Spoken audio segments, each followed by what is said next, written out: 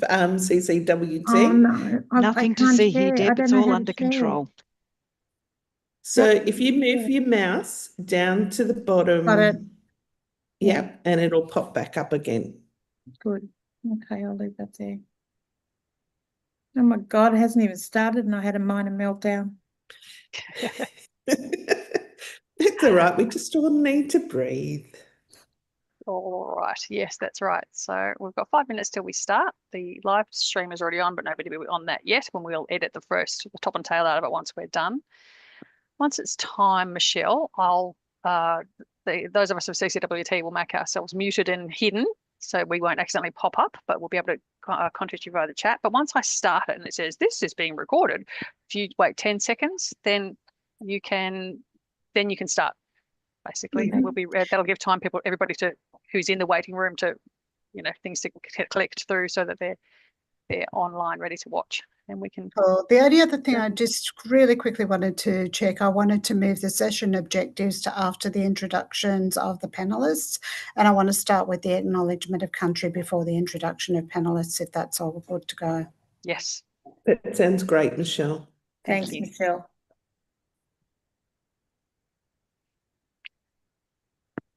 It's good when everything works. Now we have 4 minutes to just cool our heels, but we're all here, we're all online, and everything's working, which is great.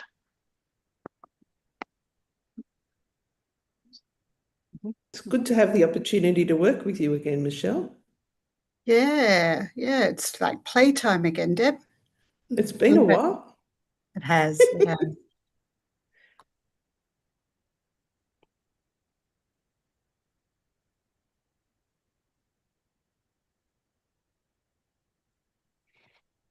No last minute questions from anyone? Or planning something nice on the weekend to do? I'm painting. Oh, painting, house painting? Yeah, my son's just bought his first house, so yeah. I'm all hands mummy. on deck. That's it, mummy duty. Yeah.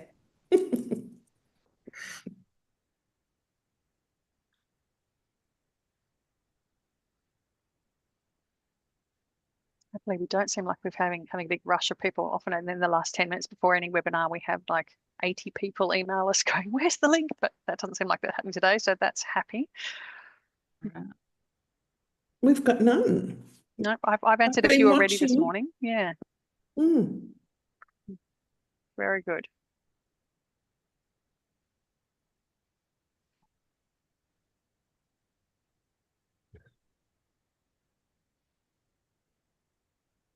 So is John in the office today? Yes. Okay. So John's the computer man that you met yesterday. Behind the scenes, He's yes. our fix-it man. So once we get to 11:59, which is, less than a minute, why don't all us CCWT people turn off our microphones and screens, and then when it clicks over to 12 o'clock, I'll start the webinar, and it'll announce this webinar is being recorded, and then you will know that we're live. So give us a couple of seconds after that, Michelle, and then you can dive on in. And tell me when to share. Yes. How to share? No, when. To share. When, yes. Yeah. And in the chat, will you put in about the timekeeping? Me? Yeah. Yep, I can do that. Will you be able to structure the time? Yes. So that'll just help you, Michelle, moving people on, and people will be able to see it in there as well. Yep. Okay, so Deb, you and I, we need to jump off. Less than a minute to go. Good luck, everyone. It's going to be wonderful. See ya.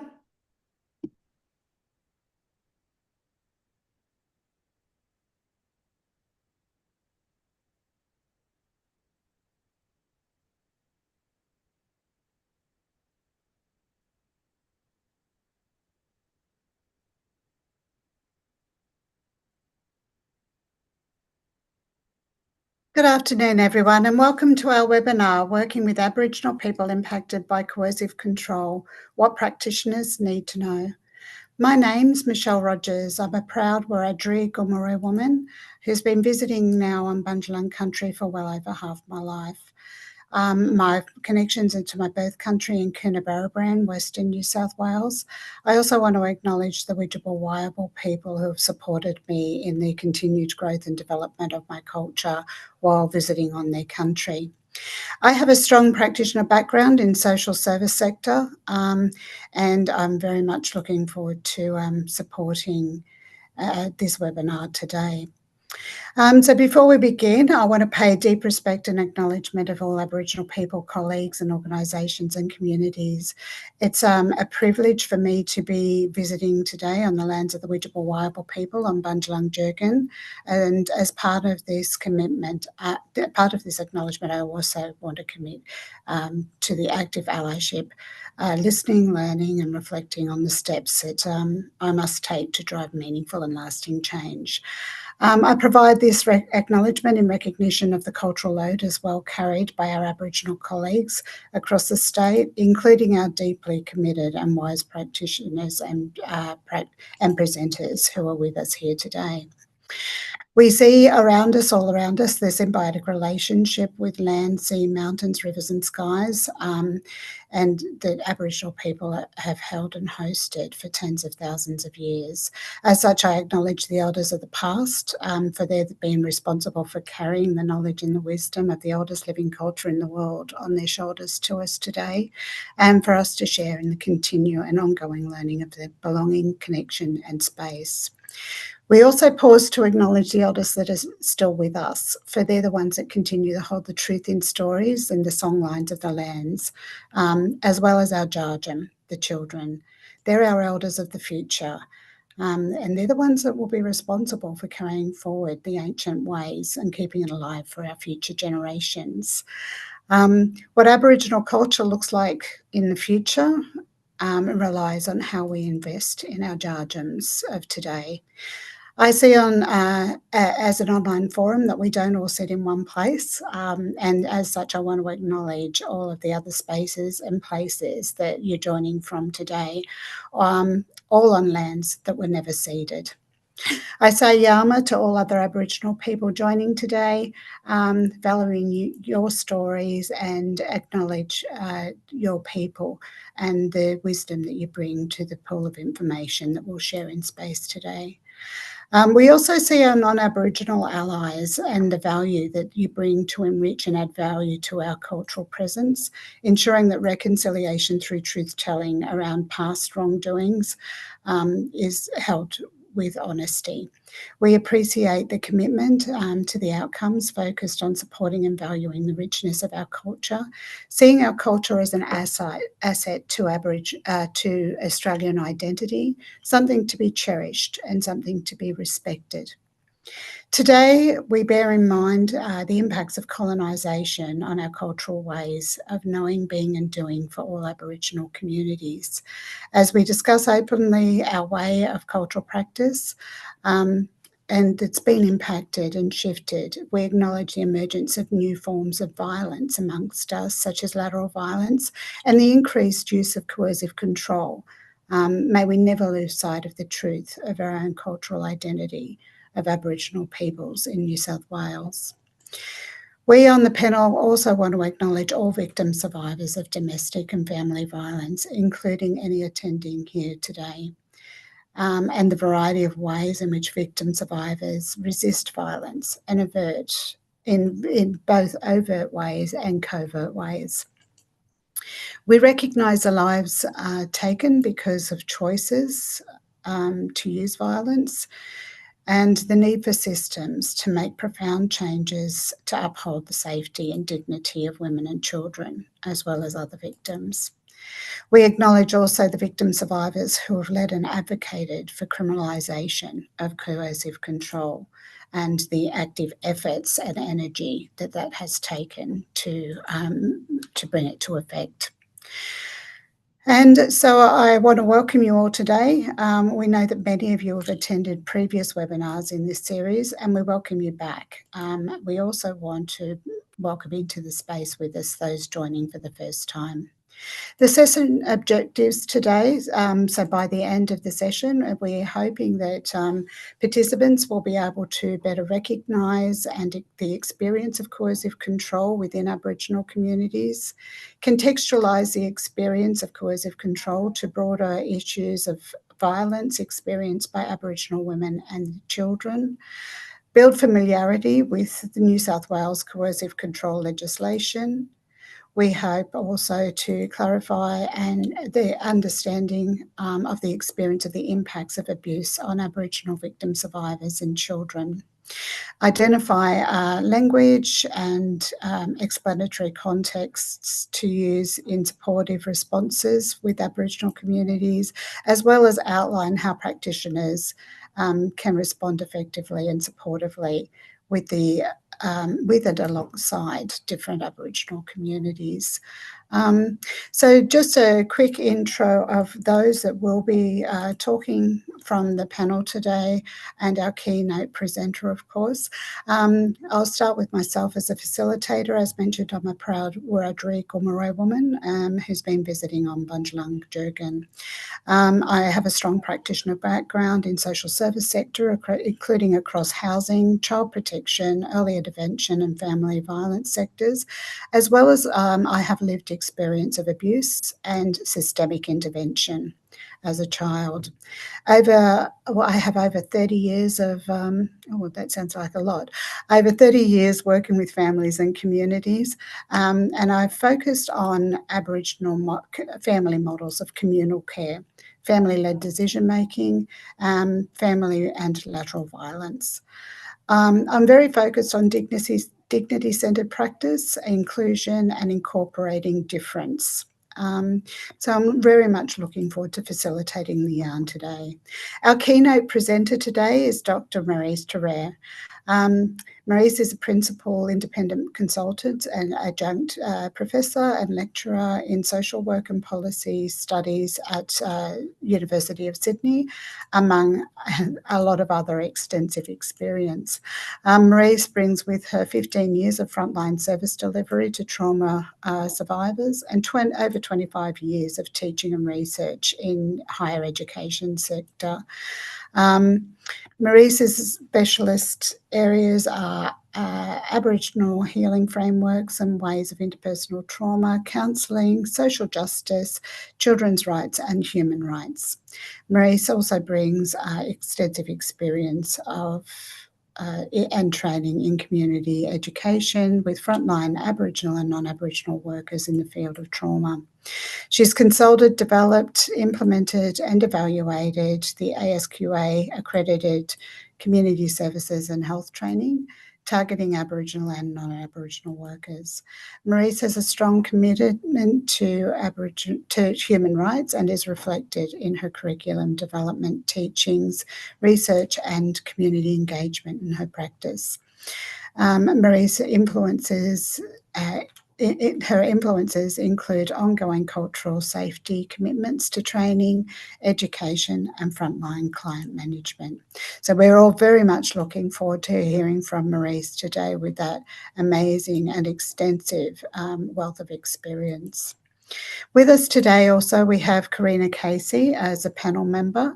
Karina holds the role of family and domestic violence caseworker at Waminda South Coast Women's Health and Wellbeing Aboriginal Corporation. She's been working in the sector for almost 3 years and she works with Aboriginal women and their families who are living or leaving family violence, domestic violence. She's deeply compassionate and believes in social justice.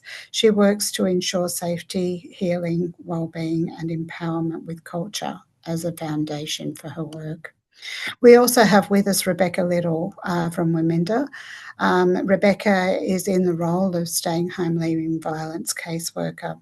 She's a proud Aboriginal woman of the Yuin Nation, and Rebecca's worked with the family violence sector for the last 4 years, supporting women and children and their families. Terry Ann Hughes is also joining us as a panel member.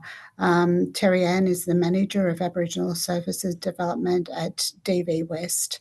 DV West's vision is for a society free of violence against women and children, a society where women and children are safe in their homes and in their communities and have support and resources they need to live active and fulfilling lives. DV West provides supported crisis accommodation, transitional housing and outreach support for women and children in the Nepean, Blue Mountains and Blacktown and Hills districts. 2 of their 5 refuges are specifically for Aboriginal women and children, and 1 is specifically for single women. So, to the reason for the webinar today. So back on the 1st of July 2024, the legislation incorporated the new coercive control offence, and that commenced under Part 3 of Division 6A of the New South Wales Crimes Act. Section 54D of the Act prescribes an offence of abusive behaviour towards a current or former intimate partners, where an adult engages in course of conduct of abusive behaviour that is intended to coerce or control the other person. It's commonly referred to as a coercive control offence, and it's punishable by up to 7 years of imprisonment.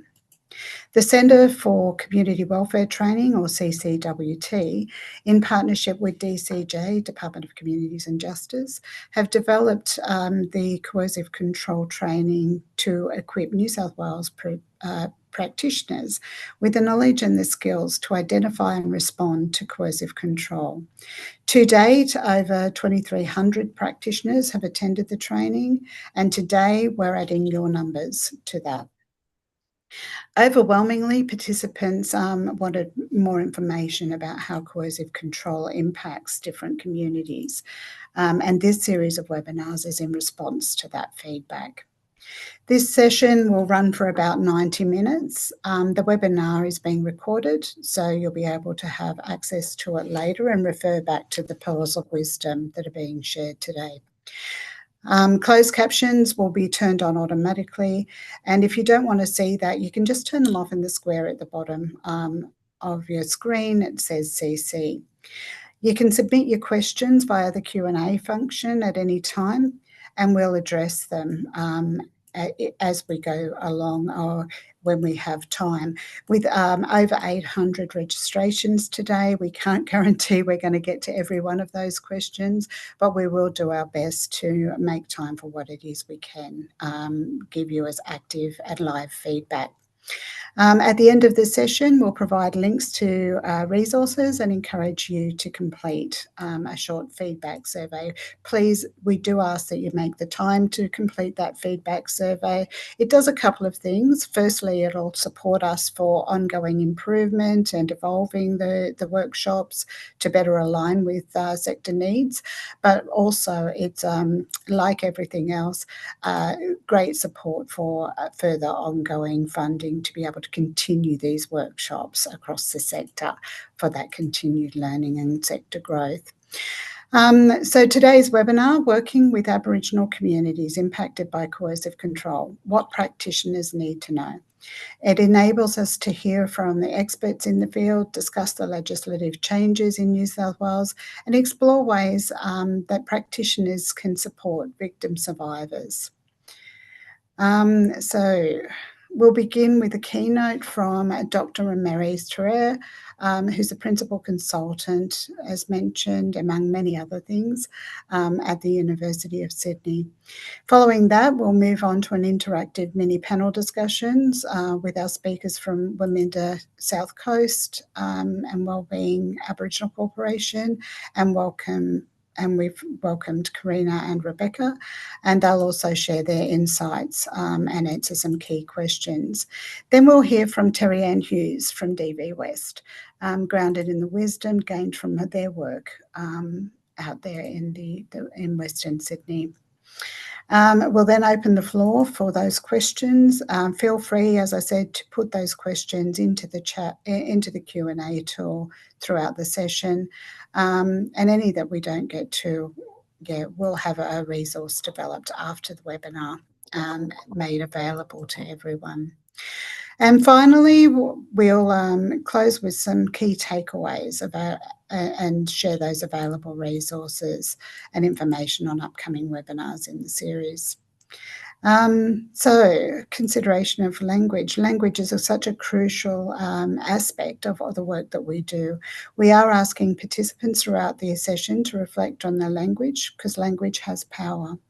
As such, challenging one another's language gently wherever needed. We'd ask you to always remain open and curious to your ongoing learning as well.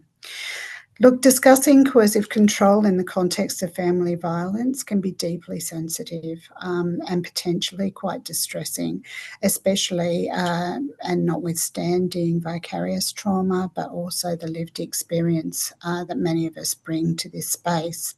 If you at any time feel overwhelmed, please prioritise your wellbeing and leave the session. Take a break as you need and then step back in if you're able. Of course, we always refer to 1-800-RESPECT. Reach out for a support service if it's needed. 1-800-737-732. They're available 24/7. Or if you need something more culturally specific, Aboriginal and Torres Strait Islander crisis supporter, you can call 13-YARNS, which is 139276. They're also available 24/7.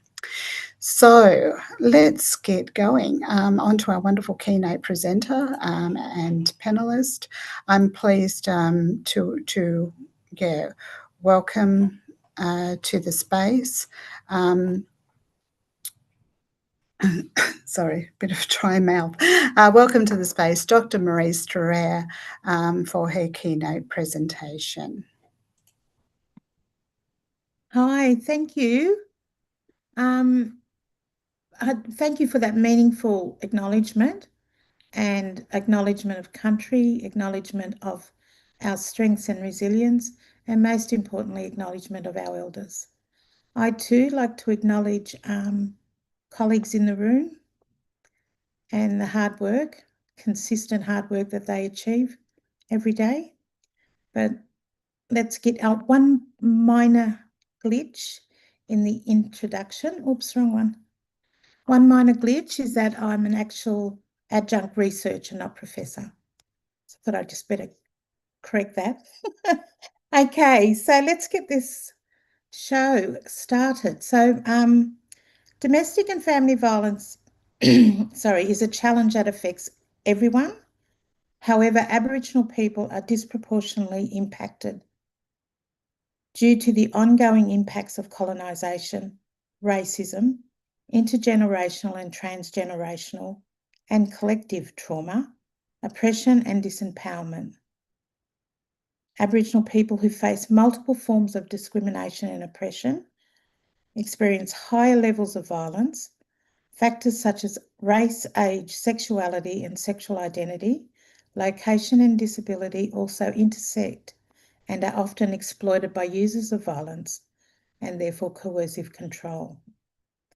These are some stats showing Aboriginal Torres Strait Islander women's experiences, and as you can see, there are disproportionate rates of violence that is often more severe and more complex in its impacts. This is compared with non-Indigenous women. However, violence against Aboriginal and Torres Strait Islander women is not an Aboriginal and Torres Strait Islander problem. Our watch confirms this violence is perpetrated by men of all cultural backgrounds.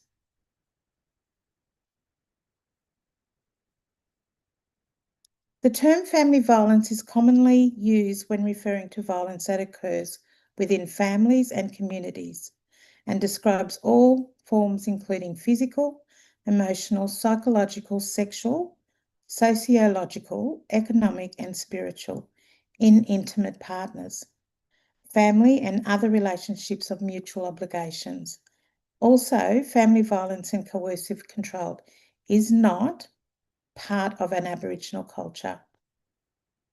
Experience and perpetration of family violence or coercive control for Aboriginal peoples and communities must be understood while recognising the ongoing impacts of intergenerational trauma. And this is stemming from colonisation, systemic disadvantage, breakdown of kinship networks, historic and contemporary forced removal of children, land dispossession, daily experiences of racism and discrimination, and limited access to equitable education and employment opportunities which entrench disadvantage.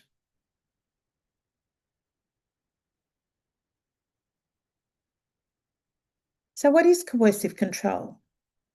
Coercive control is when someone repeatedly hurts, scares, or isolates another person to control them. However, there is no single definition for coercive control. So today we are using the description provided by New South Wales Government used in this webinar series. Coercive control is when someone repeatedly hurts, scares, or isolates another person to control them. It is an ongoing and repeated pattern of behaviour. It is an assault on a person's autonomy, their liberty, and their equality. It's deliberate. A person aims to dominate and control, and it is wrong in any relationship. Some common aspects include isolating an individual from friends, family, wider society, controlling access to resources and money. It has been called intimate terrorism. Coercive control occurs in the context of intersectional factors, like mentioned before: race, age, sexuality, sexual identity, location, and disability. Culture and community look different in each relationship. There's no standard family. They're all different. Today, we will particularly focus on Aboriginal experiences, and these experiences are trauma experiences where survivors experience extreme fear of being harmed and or ridiculed, where they have no control and no sense of safety.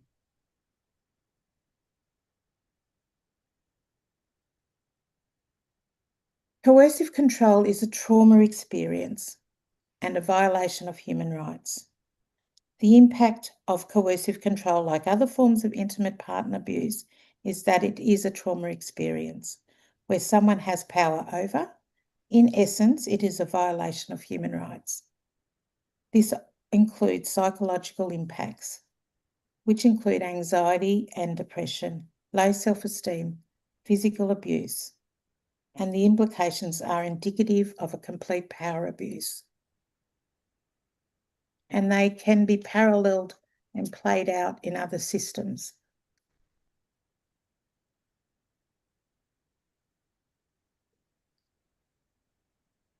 The impact of coercive control, like other forms of intimate abuse, that is a trauma experience.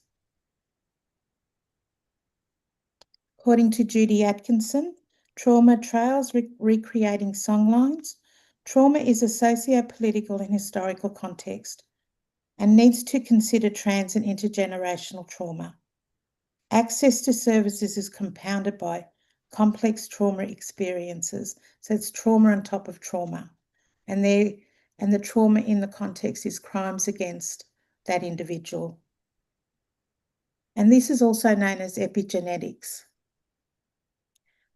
So I'd like to just quote Bessel van der Kolk: how threatened and helpless they feel, the meaning that victims attach to these events is as fundamental as the trauma itself. So if they feel extreme powerlessness, then that is the experience of that trauma. And it takes a lot to overcome that. A lot of hard work and a lot of support. Experience of coercive control for Aboriginal people, threats to the child protection services. This is particularly strong coercive tactic, given the history of stolen generation and ongoing high rates of child removal and of Aboriginal children into out-of-home care. It's quite a profound experience. belittling and mocking cultural practices. Phone sharing practices may have calls and texts monitored. Perpetrators spreading rumours and using public shaming or humiliation as a form of control. Using community networks to monitor and keep an eye on a victim's location and jealousy. Threats to or actual isolation of victim survivor from family and community connections. Other things, and Michelle mentioned in the introduction, the issues around lateral violence, which can be seen as parallel to coercive control. So denial of Aboriginality. Therefore, that's a complete denial of kinship and ties and connection. And as we know, that's very strong within an Aboriginal context. It underpins our worldview. Those connections underpin our worldview. Coercive control and natural violence undermine it. Discouraging help seeking by using fear of justice system responses and saying they will be shamed by community if they report everything or anything. Warnings a perpetrator could die in custody if a victim reports the abuse and exploiting. Community pressures not to criminalise first Aboriginal men. This is a big challenge, and it's been around for years and years, that threat and that belief.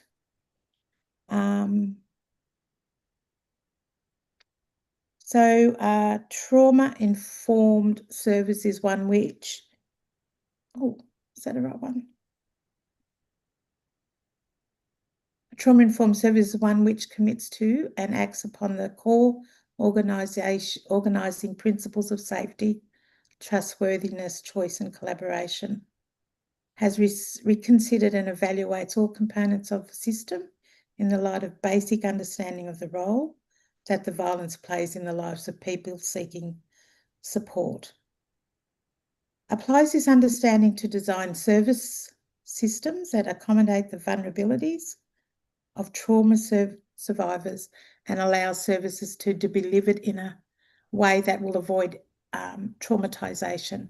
So as a service deliverer or a trauma-informed service, you would not your approach will not be similar to that of the offenders. You need to be supported by the client. You have to be client focused. You need to be client focused, so you can avoid the trap of paralleling that behaviour. Coercive control legislation from the Crimes Act came into effect on 1st of July of 2024. The criminal offence captures repeated patterns of physical and non-physical abuse, and it's calibrated to capture heinous behaviour.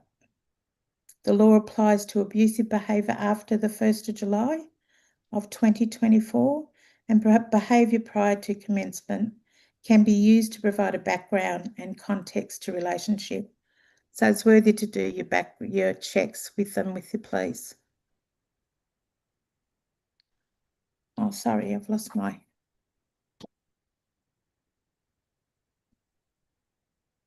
Sorry, I've just got to check what slide I'm on. I've jumped ahead.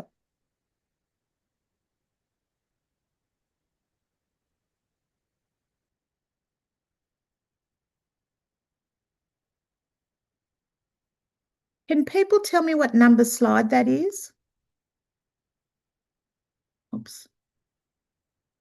13. Sorry.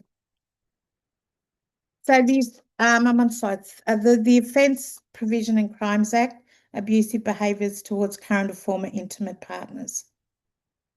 And the maximum penalty imprisonment is 7 years.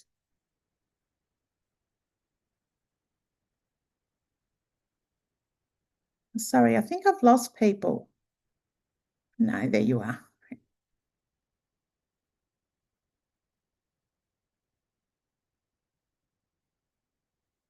I'm really sorry about this. That's okay, Aunt. What we will do is give you just a moment to find your Thank slide you. again. That's all good. You'll need to reshare your slides as well because they're not thank up you. on screen at the moment. So that's okay. But you've brought up some really interesting things already. You talked about, Annie Judy Atkinson's work and Dr. Bessel van der Kolk's insights as well. So some great pearls that are already being thrown around, really looking forward to moving on a little bit further. You raise the issue around the denial of identity and the lateral violence in that act, and associating that with coercion as well, the coercive control, which I think cuts to the core identity of us as Aboriginal peoples, because once we take away our identity, we're removing our culture. Once we remove our culture, we have no belonging. And I think that you raised that really beautifully, I felt. So, yeah, I'm looking forward, and I can see that you're back online there, so I'll let you take back your space. Oh, appreciate that, Michelle. Thank you. Yes, so meaning of abusive behaviour is violence and threats. It's not exhaustive list because coercive control will be unique and specific to any particular individual relationship. So it could be a different yarn for a different family or a different woman. So the women will tell you their yarns and their sacred stories of that abuse. The displayed points show how the legislation captures types of coercive control. First, for Aboriginal people that Aboriginal people may experience. These includes engaging in or threatening to engage in those different points. They're really violent points and can make a person feel very unsafe very quickly. The misidentification of systems of abuse. We hear stories about women being arrested for self-defense when in actual fact they're actually protecting themselves. So these are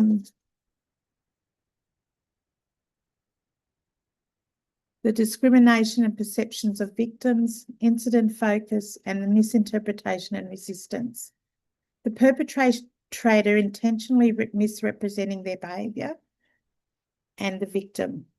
So they usually dominate the yarn with the police, and it's really in the police's best interest to get a better understanding of these points so they can better identify who the perpetrator is and who the victim is.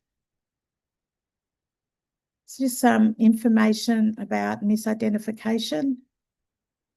Some of the questions that we need to be asking: have they been a victim of domestic violence before? They're very interesting statistics.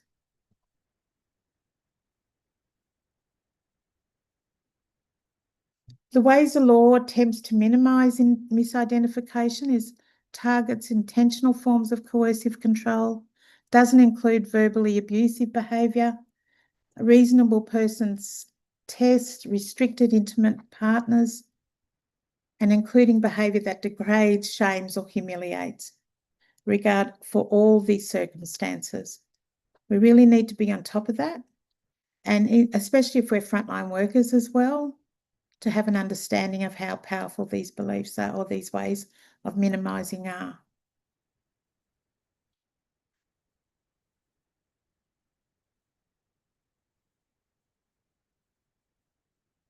So what we do know is that from the Bosca report, female victims are 273, which is quite significant. So 92% of coercive control incidents involved a female victim and a male alleged offender. 94% of victims of coercive control were female, and 9% of victims of coercive control were Aboriginal.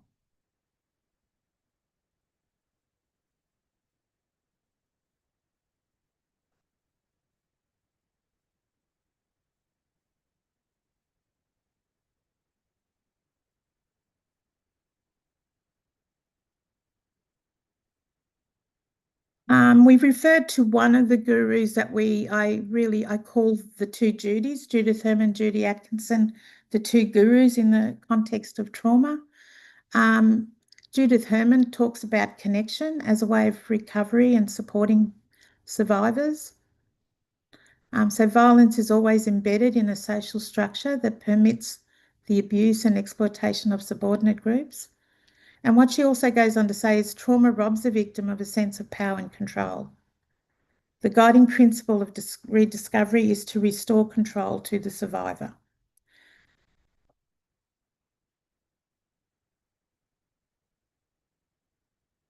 Working from a trauma-informed cultural safe practice is so if someone's presenting with anxiety, depression, being scared, uncertain, vague, these are severe emotional impacts. And some of us, we often consider this, we need to be really cautious around that when someone's presenting around with issues like those, that we don't label them and pathologise them with mental health problems, when in fact they're living through a trauma, the most horrible trauma experience. And we mentioned earlier about it being a sense of terrorism. So the best thing we could do in the context of that first contact is to listen, constantly validate their feelings and remind them of their strengths. Talk about how they've kept themselves safe and what strategies they use. Reassure safety and checking in regularly. Respond to presenting issues in terms of safety, where you may need to call in a justice approach in terms of AVOs, and maintain that practical support, that wraparound support, which I'm sure Waminda will talk to more about what they do. So the practical support around housing, Centrelink support, any other resources that are practical, and being attentive to their needs.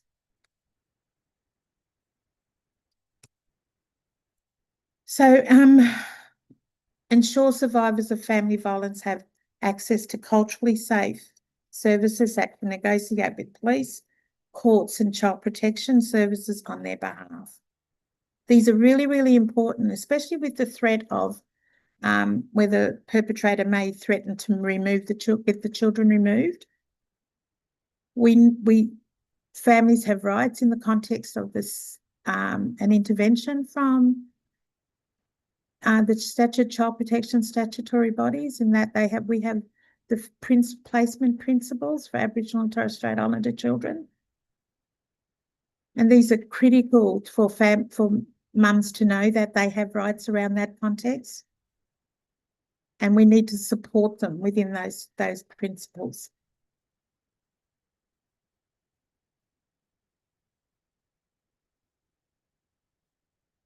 So cultural safe services is an important survivors of family violence have access to culturally safe services and can assist negotiate police, courts, child protection and other services. Absolutely acknowledge the prevalence of trauma as well as the impacts and dynamics presenting. Therapeutic services based on their principles. And we'll talk about the principles in the next slide. So consideration of what happened to the person and how they have kept going. So shift from what's wrong with you, because we don't want to maintain that pathology, to what happened to you. What has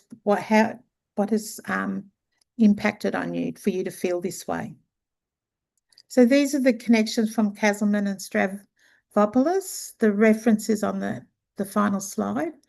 They guide a lot of trauma-informed services. So the aim is, as we talked earlier about Judith Herman, what she found in terms of trauma support was reconnection, was very helpful and helped the plasticity of the brain as well.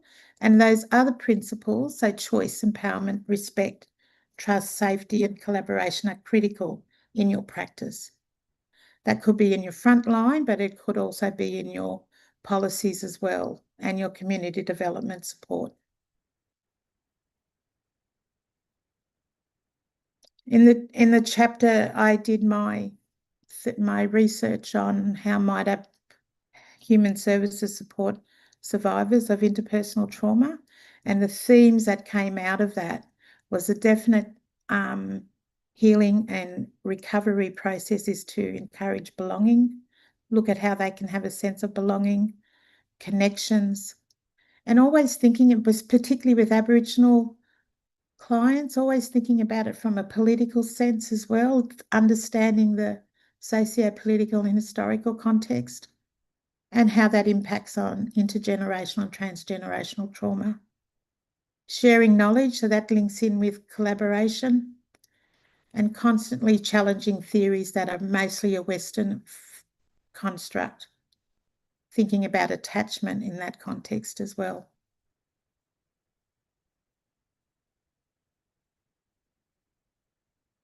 Cultural safety is important. It's a basic human right to be treated equally in the context of your culture. So when you're applying a Western framework to an Aboriginal family, you may be doing more harm than good. So you really need to have an understanding of their worldview, where they're from, what their connections are. And if they don't have any, that's a really good indication that they are completely disconnected. And there's a process of decolonisation needs to take place. And that's supporting families to reconnect to who they are and where they're from. Country does a lot of healing.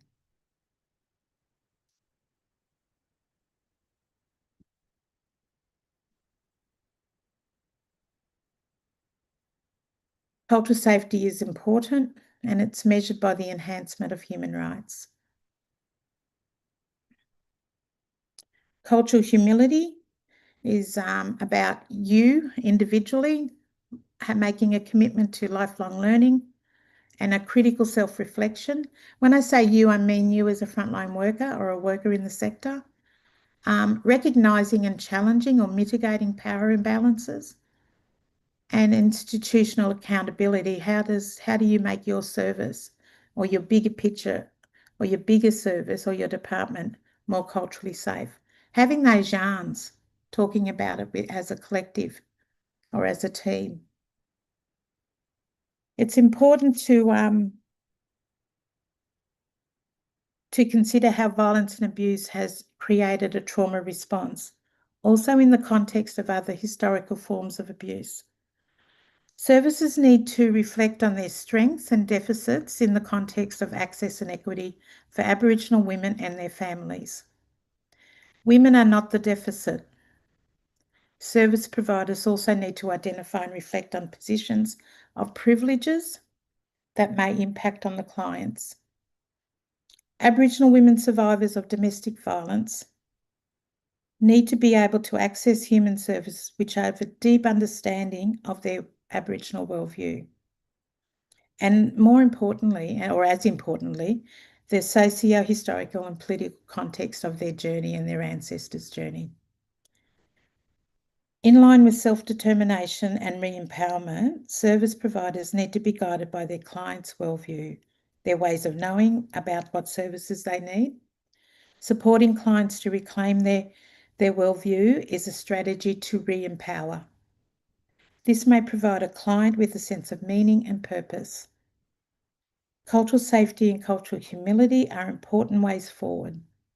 Human service workers need to encompass practice, knowledge and understanding of human rights and what it means to have these rights continuously violated.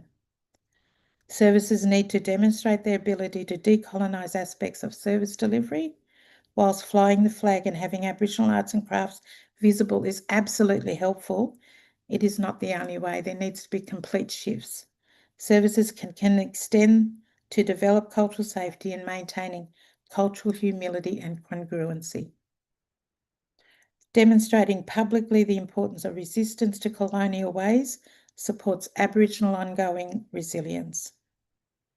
Aboriginal human service workers acknowledge this within equity and social justice frameworks by reclaiming their tribal strengths from over 65,000 years of living in the moment.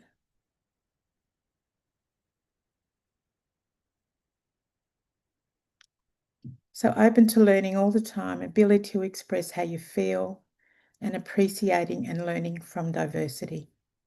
Thank you.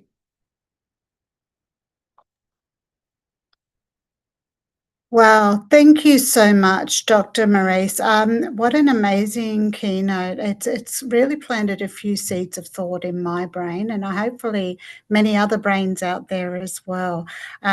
Really strong presentation. So I guess there's just so many elements and features within that, but I guess one of the things I'd like to probably just talk to briefly is that concept around cultural humility and mitigation of that power imbalance. Because, yeah, our processes aren't really that adaptable as they are prescribed to us. And it's about what we as practitioners invest in that space that makes the difference for those that we're working for. So absolutely amazing and incredible presentation. Thank you so much. What I might do in the interest of time, though, is move forward. And I acknowledge there are some questions coming through already, which is incredible. We'll come back to those. And I just want to move forward with the mini panel discussion now, and ask the team at Waminda. As mentioned earlier, we have both Karina Casey, who's a family and domestic violence caseworker from Waminda, with us, as well as Rebecca. Rebecca Little, who's worked as in the family violence sector for the last 4 years, supporting women and their families. So I might pop over to the Waminda team now and just ask you girls first up about whether or not you think there's any specific language considerations or communication preferences that we should be aware of when we're working within and for Aboriginal families and their communities. Beck, do you want to start, or I'm happy to? So this was a question that Auntie Donna was going to answer on our behalf. So it'll probably be short and sweet, but it's really important, I guess, to make whoever you're working with really comfortable and check how much they understand and talk to them at their level. Talk with them, not to them, and don't assume that you know everything. Ask them questions and give them that time and that space, and build that rapport, and it could take time. That's kind of, just be gentle, and that's what I think. You want to add, Beck? Yeah, just going off what you're saying as well.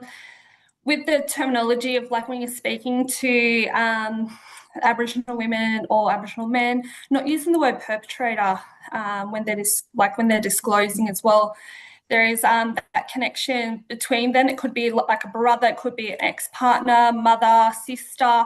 It's a family loved one as well. So just keeping that in mind, that there is like feelings and that they are a person as well.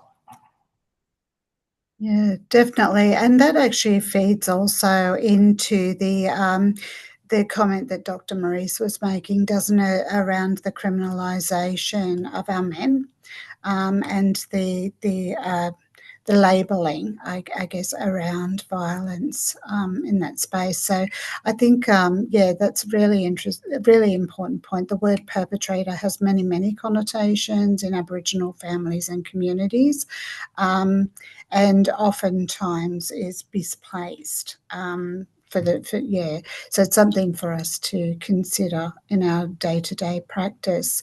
So thank you so much for those considerations. But I also wanted to ask, what are some of the barriers that you've noticed being faced by Aboriginal women in being able to access the support services when they're experiencing coercive control since the introduction of the legislation? So what are you seeing at Waminda that gets in the way of our women being able to access services?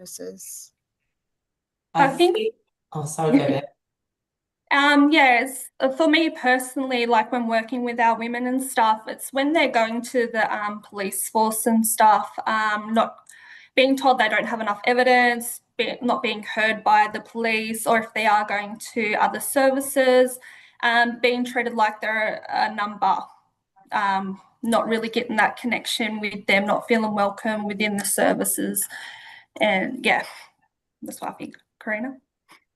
I feel like the list of barriers could go on forever, you know.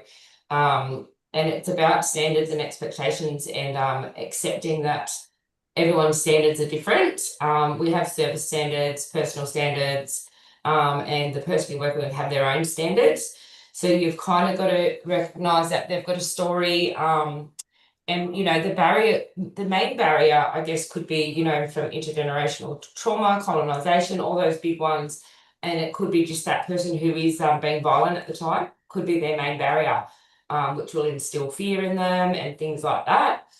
I think what's important to remember when we're looking at these barriers with the people is that you should acknowledge yourself and know who you are, why you're there, and why you do what you do. I think you should know your community, know the history and understand Aboriginal culture as much as you can. And if not, you know, go and actually learn it and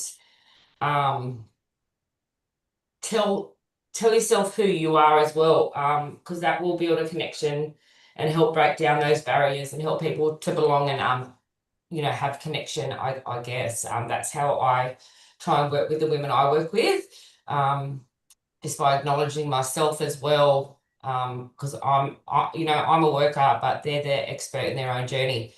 I don't know everything at all. So know yourself first and know why you do it and know your community, and know the people that you work with.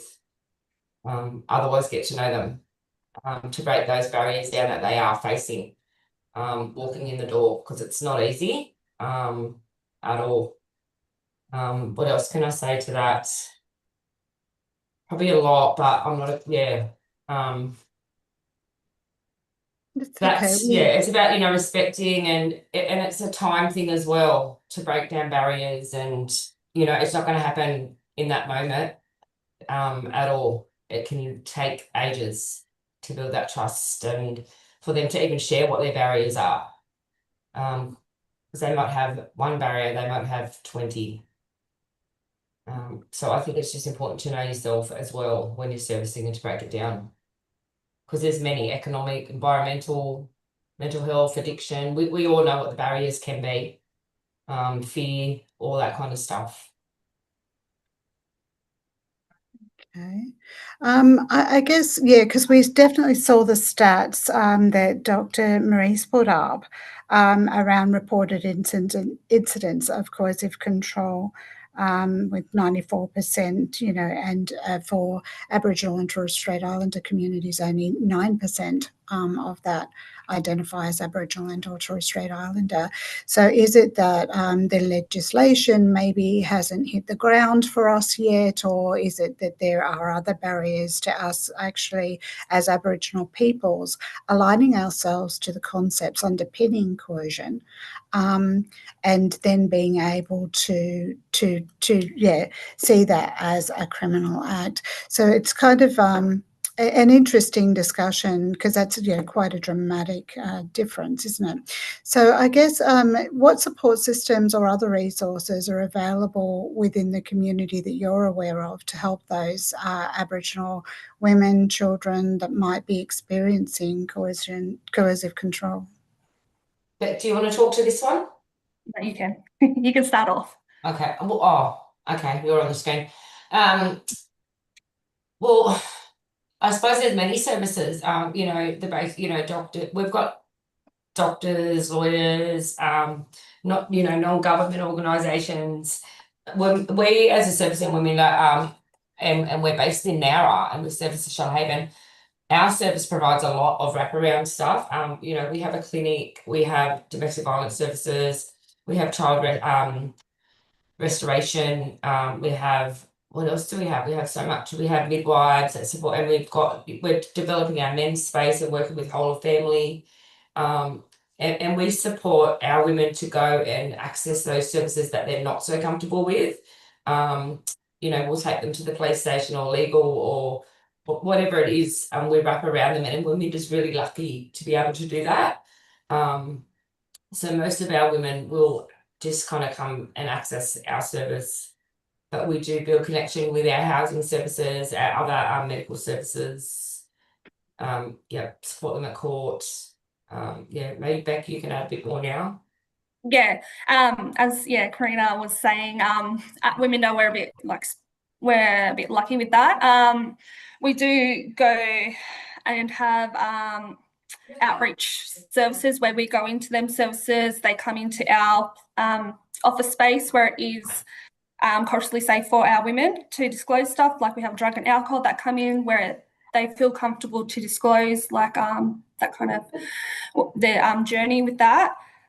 We have had police officers come into our office as well when our women didn't feel like it was safe to go to the station, or have the police officers go out to the home, because again, that brings that shame back to the community of like, why is the police going to Arnie's house over there and that?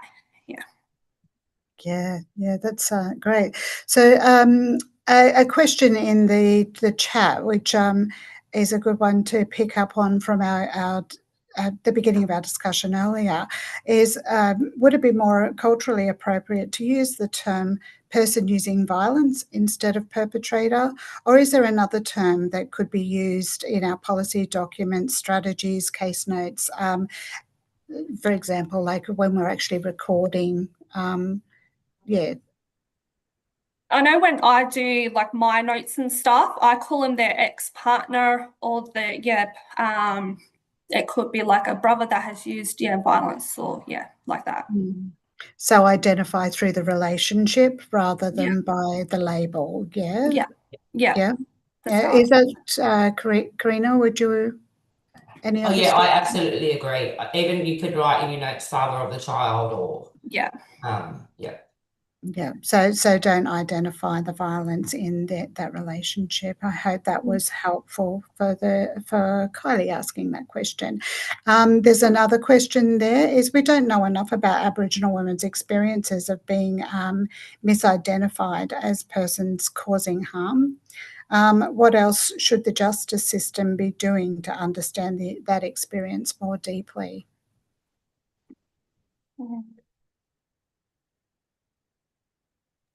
Sorry, Beck, I'm just having a look at the question and thinking about it. Same. Sorry. That's okay. I, of course, invite our other panelists into that space as well. Dr. Maurice, if you might have some views, of course, I invite you to that space. And we can return to that question a little bit later as well, which is fine. Thank you. Yeah, I'm happy to respond. So is that the term as opposed to perpetrator? No. We don't know enough about Aboriginal women's experiences of being misidentified as a person causing harm. What should the justice system be doing instead to understand the experience more deeply? So the misidentification of women being identified as a person causing harm. Police really need to understand coercive control and the implications of it, and how someone who has been victimised may respond.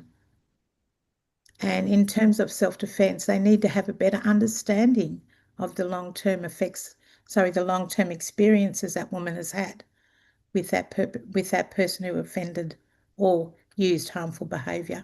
In relation to perpetrators, I don't use that term either, and I agree with the team from Laminda. When I speak to women about their experiences of domestic violence, I talk about the person that has harmed them, and it really locates the responsibility on the person that harms them. Yeah, it's very important. Language matters, doesn't it? Language really matters, because it can genuinely shift. And we find this a lot as Aboriginal peoples with deficit-based narrative around our cultural identity and understanding who it is we are as a culture quite often. That those nuances in the way that we record information is really, really critical to the dignity of those that we're working for.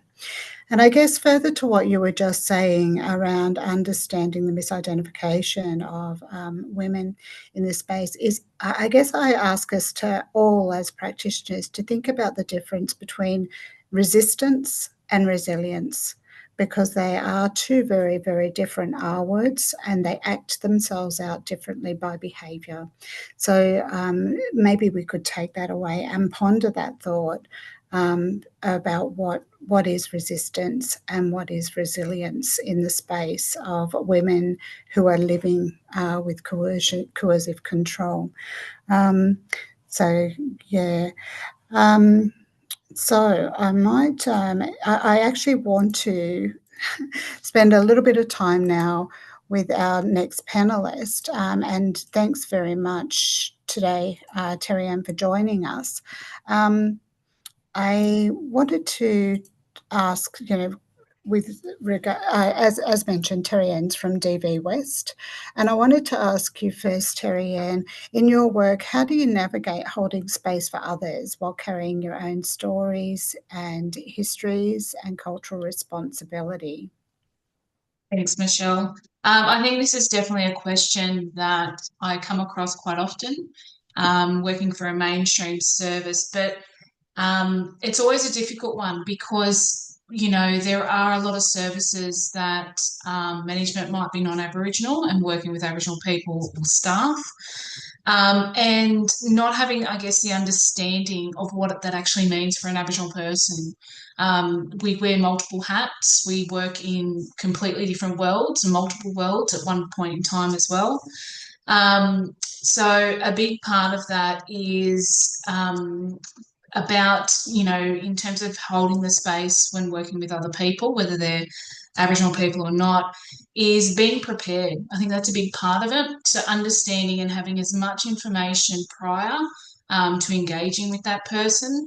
So understanding sort of, I guess, the history of the violence, I guess also their family networks, their cultural connections, and to see where the overlaps are as well. And that's a big part of, looking at your own story, your own community connections, and cultural responsibilities. And this is a big part of, workers really understanding their own cultural safety as well. As I mentioned before, it's, we do work in multiple worlds and a mainstream world compared to a cultural world, and there are different responsibilities, there are different processes that Aboriginal people do undertake in those worlds. And I guess as well, like I say to a lot of non-Aboriginal management, is actually navigating that is complex. It's not something that can be taught. It's part of our resilience. It's part of the work that we do, and it's about, I think Karina might have mentioned around self-identity before, so being strong in your Aboriginality, being strong as who you are and in the role you play in community and in the workplace as well. But also having those really good self-care practices, having really good, strong management around you, reflective practices to be able to have those conversations that where you think, okay, there may be possible triggers, there may be overlaps, or there may be cultural, family, community connections that they need to be aware of as well. So it's really about having that information up front. As I said, having culturally safe people to talk to as part of that pre and post. So that includes that debriefing as well, and being connected as well to our elders is a really important part of it as well, because they're our cultural guidance. They're the ones that we're going to go to for advice and recommendations as well. They're the ones that are going to help us culturally and spiritually as well. So when we're talking about cultural responsibilities, is our, checking ourselves as well. And ensuring that, when we are supporting particularly Aboriginal women and children in that space, is that we're actually doing it effectively. We're not, I guess, in a sense, using our own personal bias, all that sort of side of it that can come into it. And that's part of that self-check as well. So making sure that we're creating those really safe spaces for people, but also ensuring that we're safe ourselves. Okay, Thank you so much for sharing those insights. This work, as we all know, can not only be professionally, but also personally and culturally very, very challenging. And we need to acknowledge that for all of our workers across the sector. I also wanted to ask you about some of the practice challenges that you've faced within the work.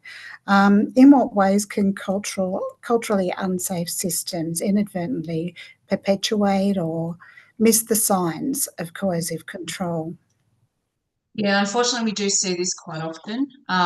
Like particularly, a lot of our Aboriginal women and children may have access to culturally unsafe service in the past, and therefore they have that reluctance. They have that fear of accessing services in the future. And a big part of that culturally unsafe systems and services is that they fail to recognise, they fail to understand or even act upon it. It could be part of their documentation, it could just be completely missed altogether.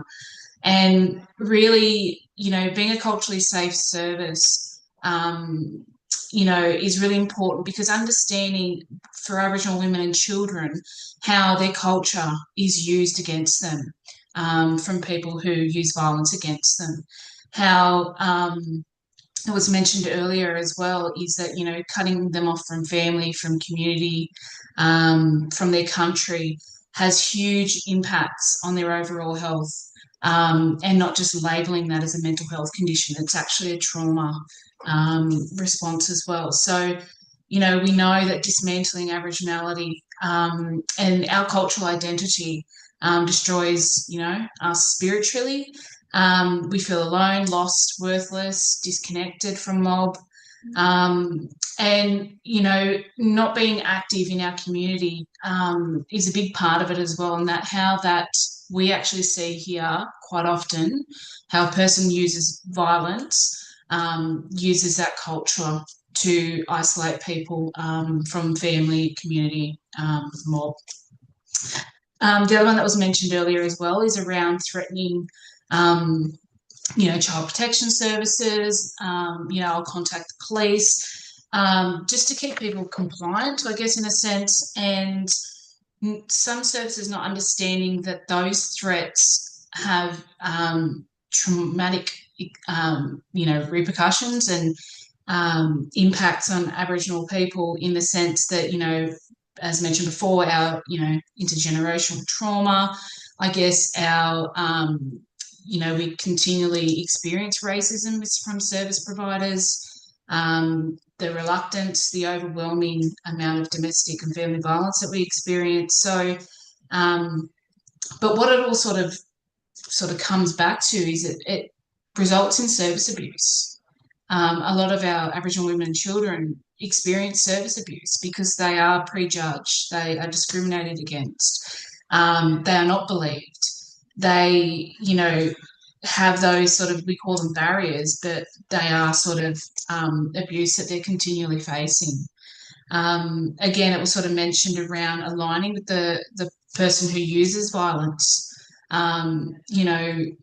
That systems can get caught up in that as well. We do find that quite often here as well.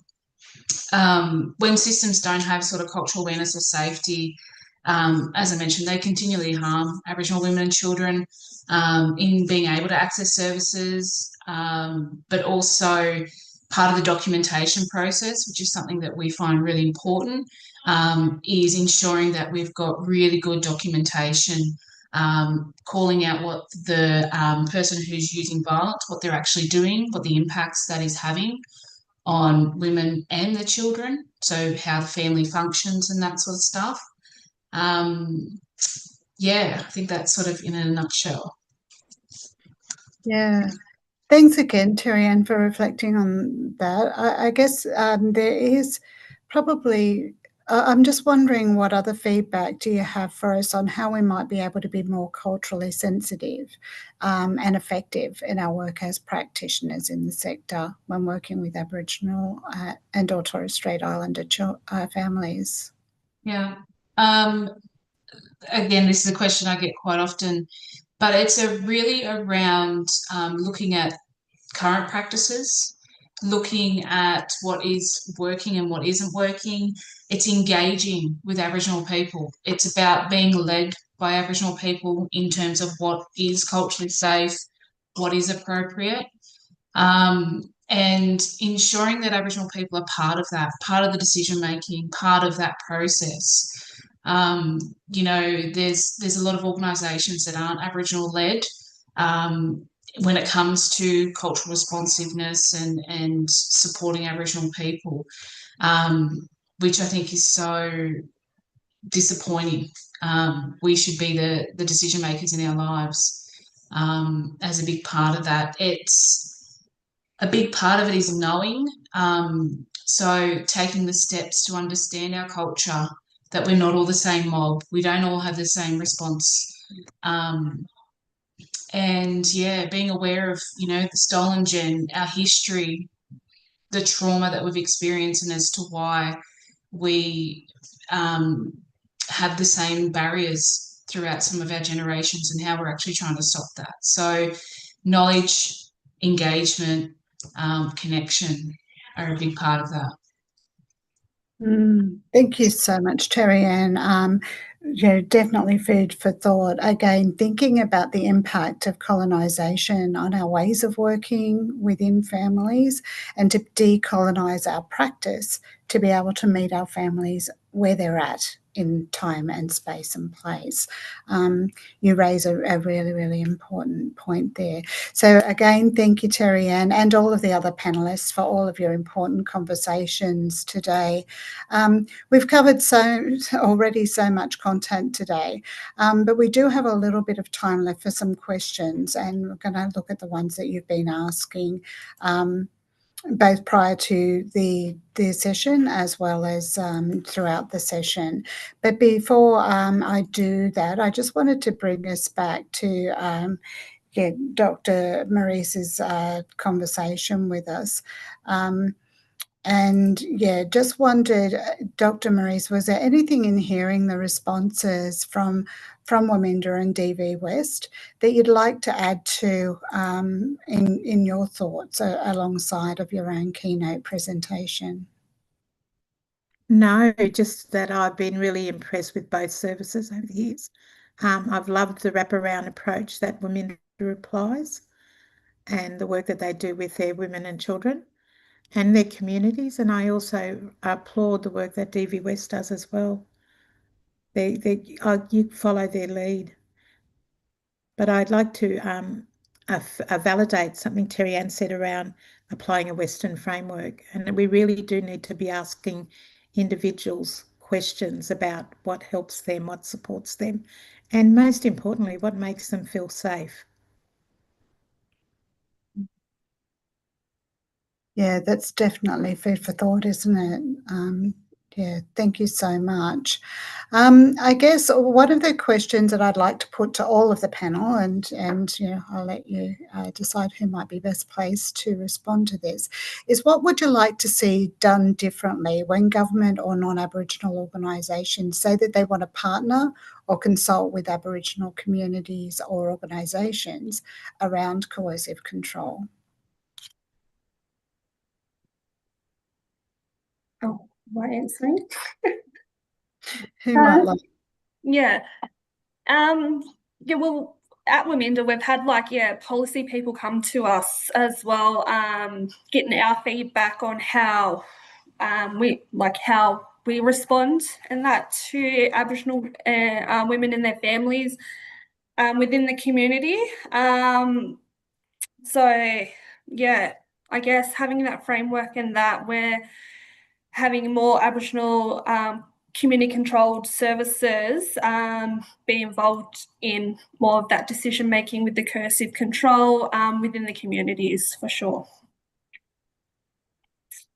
Michelle, I think one quick question, one quick statement from me in response to that question. They need to be fair dinkum and listen. They really do. They need to lead from that sense of genuineness and listen. Yeah, definitely. I mean, oftentimes, I think as Aboriginal organisations who are leading parts of the sector, we're often approached for partnerships, aren't we? Where it's a ticker box for their own funding application, or it might be a process that they need to say where they have consulted with the local Aboriginal community controlled organisations.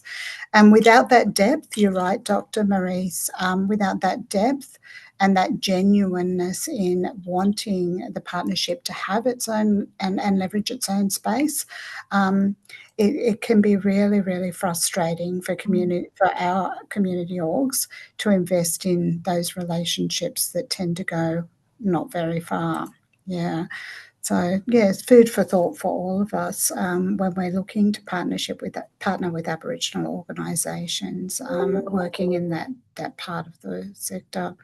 So I'm just wondering as well for all of the panel, how can practitioners best reflect on their own power and privilege when supporting Aboriginal families who might be experiencing coercive control?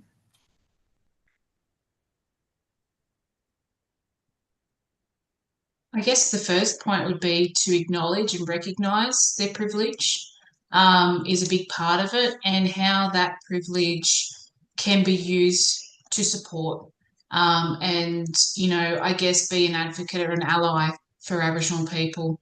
Our organisation's done a decolonisation workshop with Raminda, which was awesome.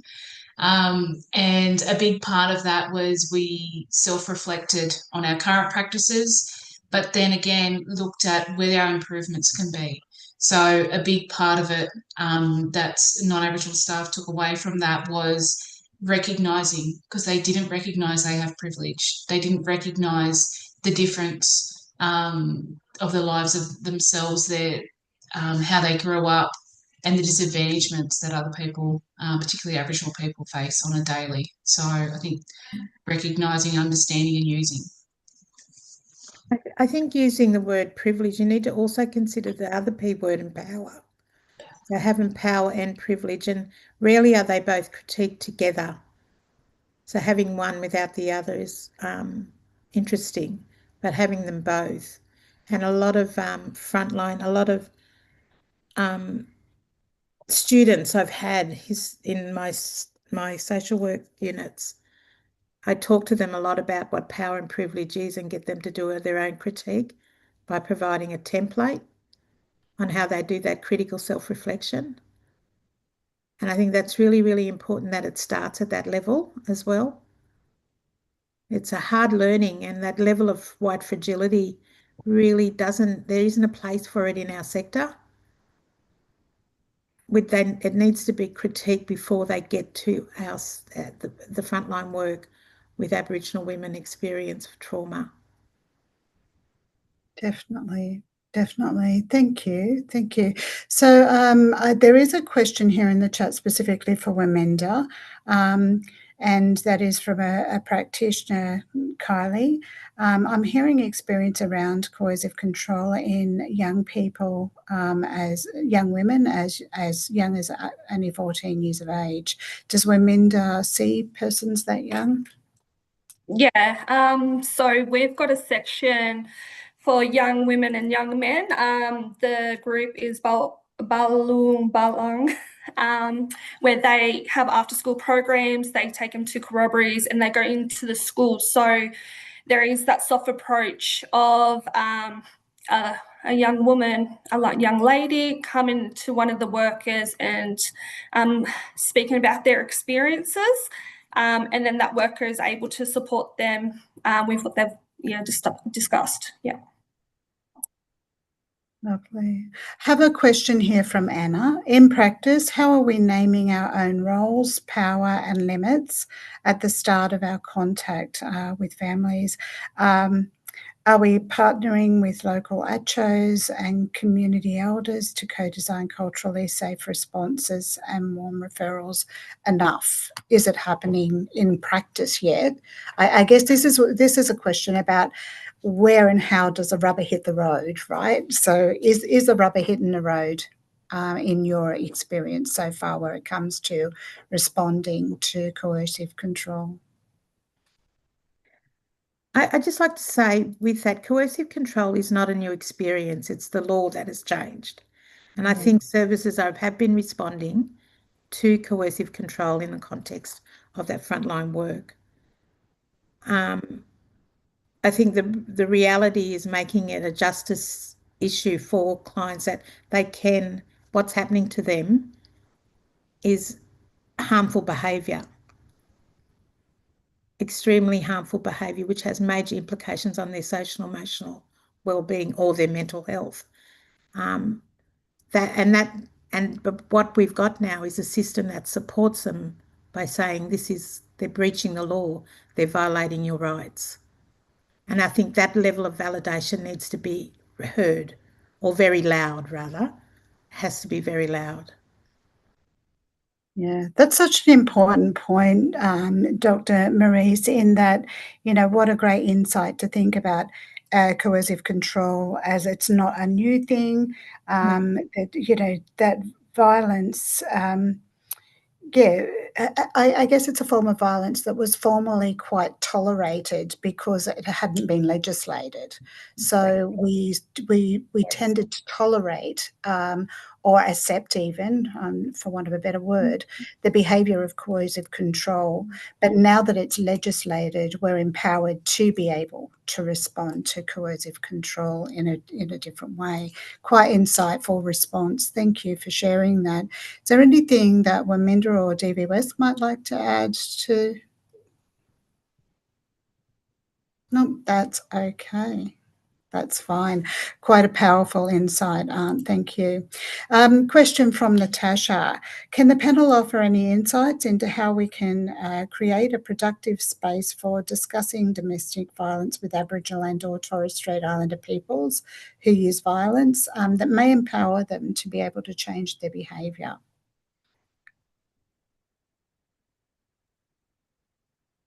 Sorry. So I'll go to Dr. Maurice first. Yep. Just to recap, it's about the person who's doing the offending behaviour. Yeah, so it's about offering insights into how to create a productive space for discussing violence, for in particular coercive control with Aboriginal families who do use Aboriginal peoples who do use violence to help empower behaviour change. It has to be. I can't imagine people coming forward and yarning about this without feeling safe. So it has to be, in that context, has to be a safe place.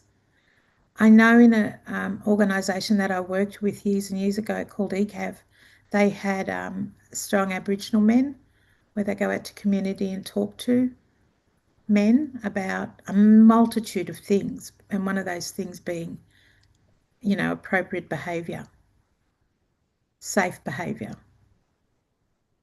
So I personally have not worked in that sector, in that specific sector, but I can't imagine it going anywhere without establishing safety in the first instance.